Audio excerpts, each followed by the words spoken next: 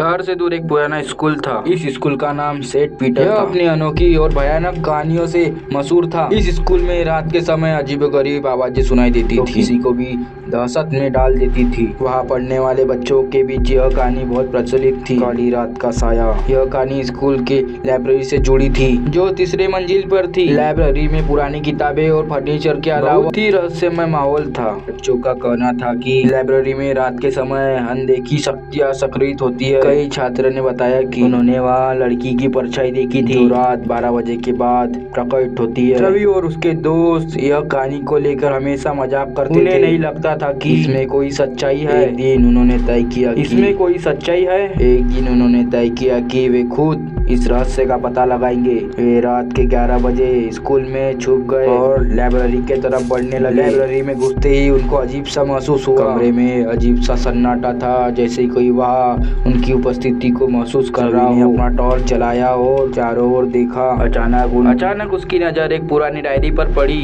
जो किसी मेज पर खुली हुई थी। इसमें किसी लड़की का नाम लिखा हुआ था, माया। रवि ने डायरी को उठाया और पढ़ना शुरू किया। उसमें लिखा हुआ था कि माया इसी स्कूल की छात्र थी, जो वर्ष पहले इस लाइब्रेरी से लापता हो गई थी। डायरी में उसने अपनी खुद की कहानी लिखी हुई थी कि कैसी वह अपने पढ़ाई के लिए लाइब्रेरी में देर रात तक रहती थी। एक दिन लाइब्रेरी में अचानक अजीब सी परछाई आई और उसने माया को अपनी गिरफ्त में ले लिया। रवि को धीरे धीरे महसूस होने लगा कि यह सिर्फ एक कहानी नहीं बल्कि एक सच्ची घटना थी। जैसे ही उसने आखिरी पन्ना पढ़ा, अचानक लाइब्रेरी का दरवाजा तेजी से बंद हो गया और एक अजीब सी आवाज आने लगी। सभी लोग डर के मारे कांपने लगे। उसी समय उसने देखा कि एक परछाई धीरे धीरे उनकी ओर आ रही है। वह परछाई एक लड़की की थी, जिसके लंबे बाल थे और आंखों में अजीब सी चमक थी। वह धीरे धीरे उनकी तरफ बढ़ रही थी। सभी ने उसे देखकर चीखना चाहा, लेकिन आवाज गले में अटक गई। जैसे ही वह परछाई रवि के पास आई, उसने धीरे से कहा, मुझे यहाँ से बाहर निकालो। यह सुनते ही रवि को समझ आ गया था कि यह माया की आत्मा है, जो यहाँ कैद है। माया ने उन्हें बताया कि उसकी आत्मा इस लाइब्रेरी में फंसी हुई है और वह हर रात मदद की आस में यहाँ आती है। रवि और उसके दोस्त ने माया को मुक्ति दिलाने का वादा किया। अगले दिन उसके बारे में स्कूल के प्रिंसिपल को बताया। पहले तो प्रिंसिपल ने उनकी बातों पर यकीन नहीं किया, लेकिन जब उन्होंने माया की डायरी दिखाई तो